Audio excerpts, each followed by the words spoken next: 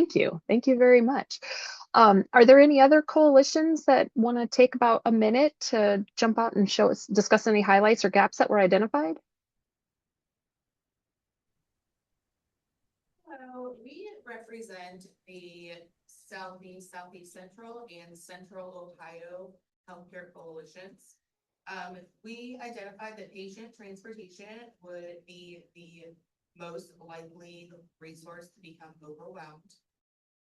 Although our regional bed capacity is pretty good and the two regions together operate as a zone, we have a very healthcare rich central region. So we do have that bed availability. There wouldn't be any issues there. It would be the transfer of the patients, especially specialized transfer like pediatrics.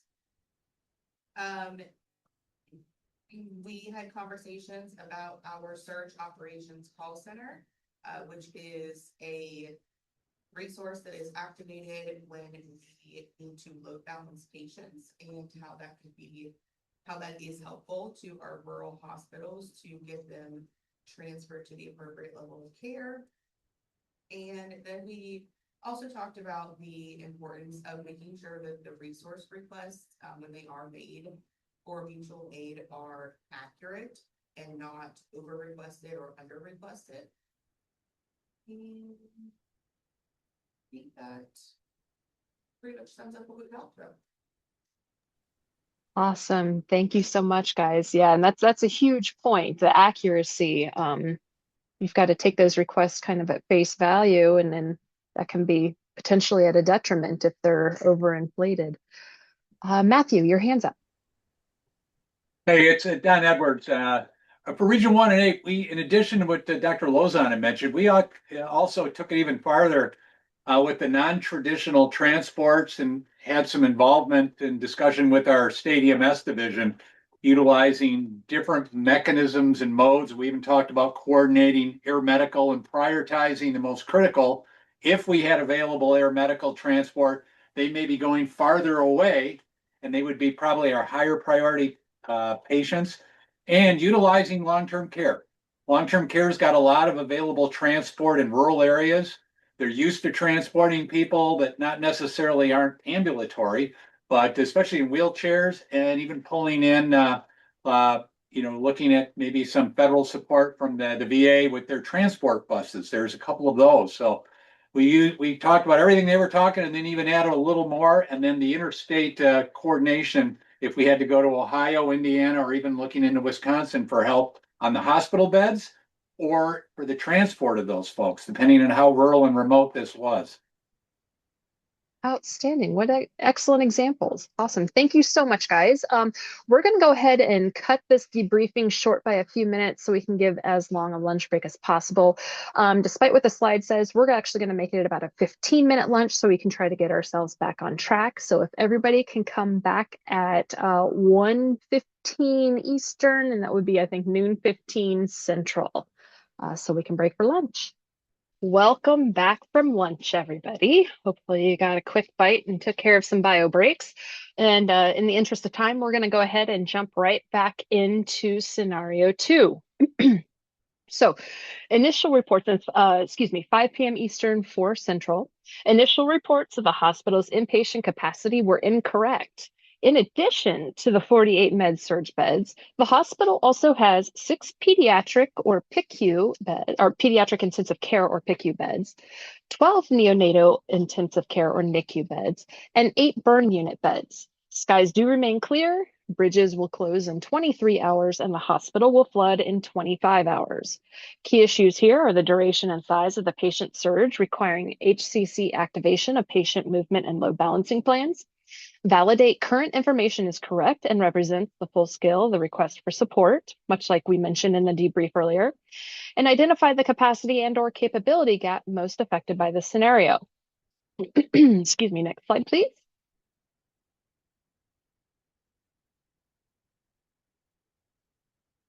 There we go. So, same thing again. The available breakout rooms are started by the state initial.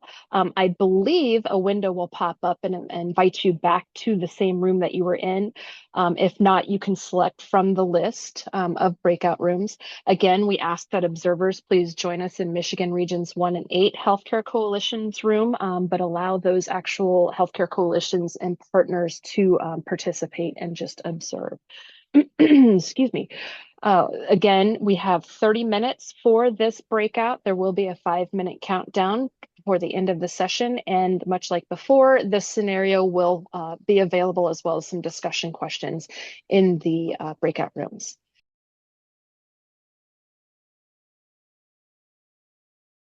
Okay, welcome back, everybody. Hopefully you all had some good discussion. Excuse me. Damon, if you want to go to the next slide, please. All right, so for our debriefing, and we have a mic that's not working. And just a reminder, if you're in a room with a bunch of people, whoever's speaking, if they can please get close to the microphone. It was a little bit difficult to hear the last debrief.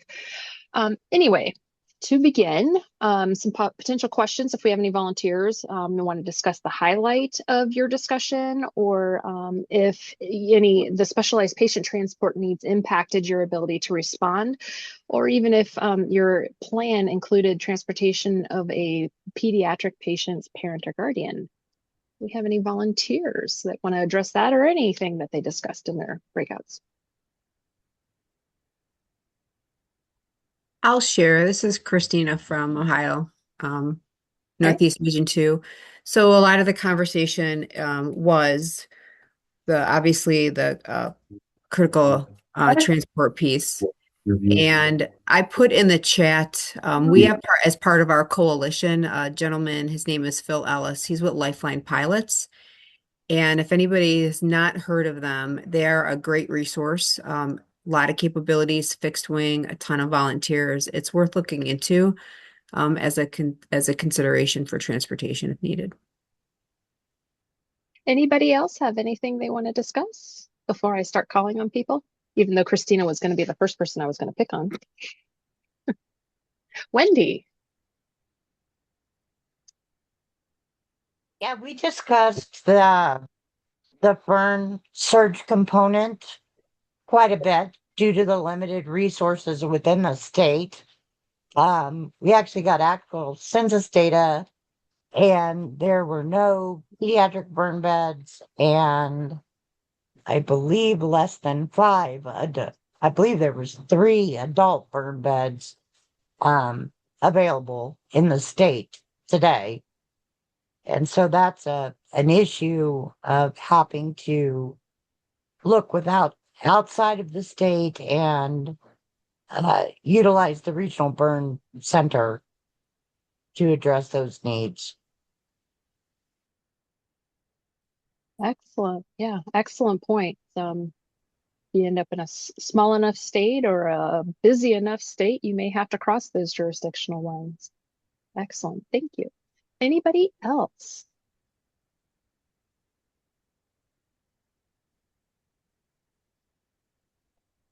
Um, Cindy, District 2, go ahead. Yes, hello. My name's Mark. I'm with District 2 Healthcare Coalition. Kind of a recurring theme or idea that came from our discussion was between actually both scenarios was we have kind of 2 problems. We have the need to evacuate a facility, and we have a need to get to a patient to a target facility.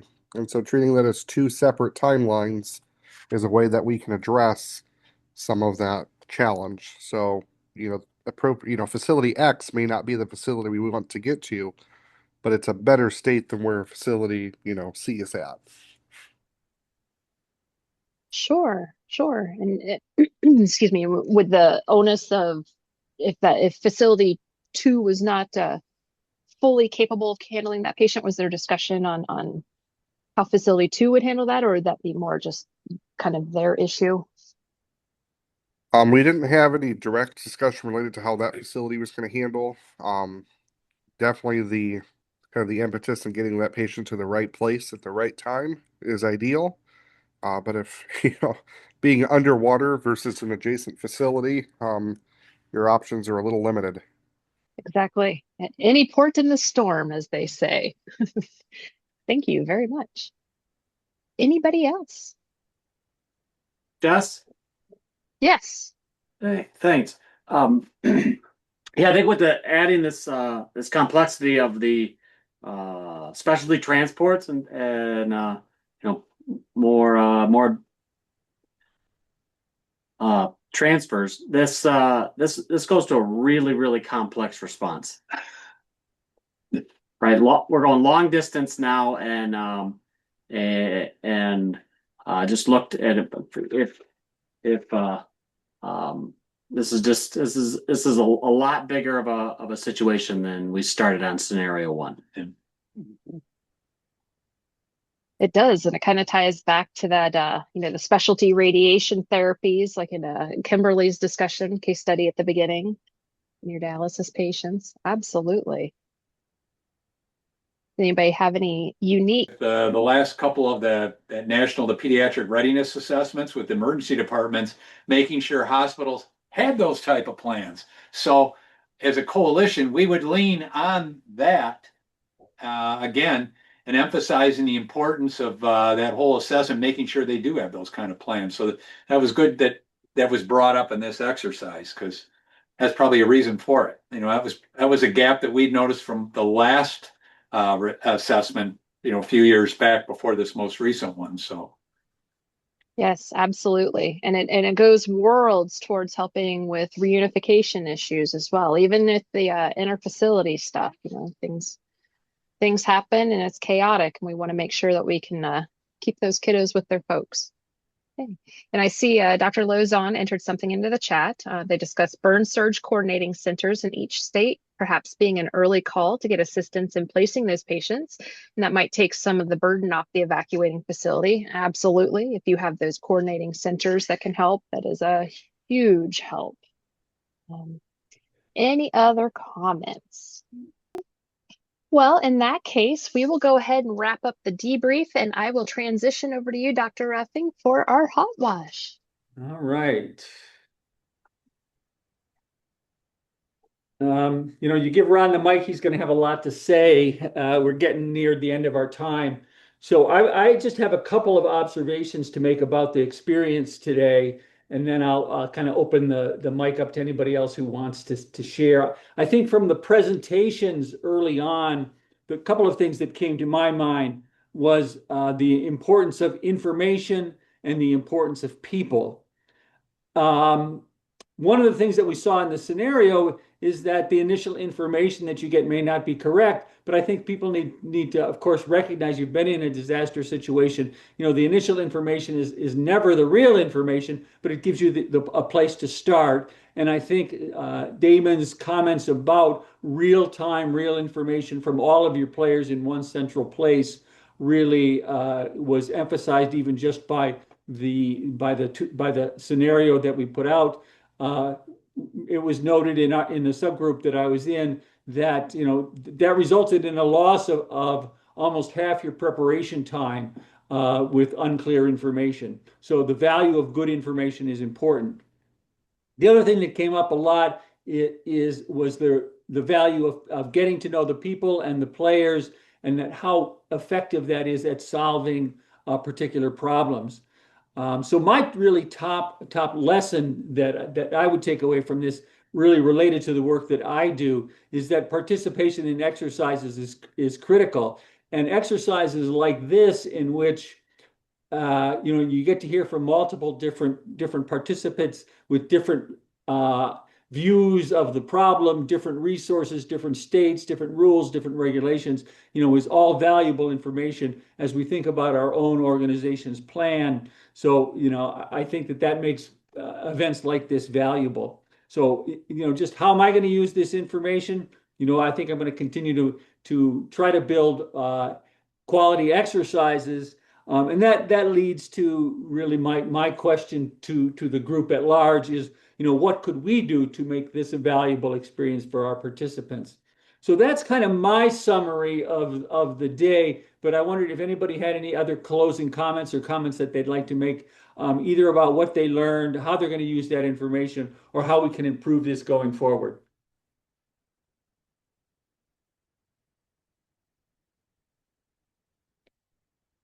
All right. Just a couple of housekeeping details here. We will be developing an after action report to have your healthcare coalition partners identified as an exercise participant in the after action report. We need the coalition leaders to send us a roster of all of your coalition partners that were present. And Damien, who's going to be assembling this information, would like that by the 1st of August. The after action report will come out in an editable Word document that you can then modify to meet your particular coalition's need. And with that, I think with that message, we're going to wrap things up. We are just at 2 o'clock now. So I want to thank everyone for participating today. I think it's been very thoughtful time. I hope that this was a good investment of your time. I want to thank all of the speakers, Damon and Kimberly, and to Damien in particular for running the whole program in the background. Jessica, you did an awesome job. Thank you so much.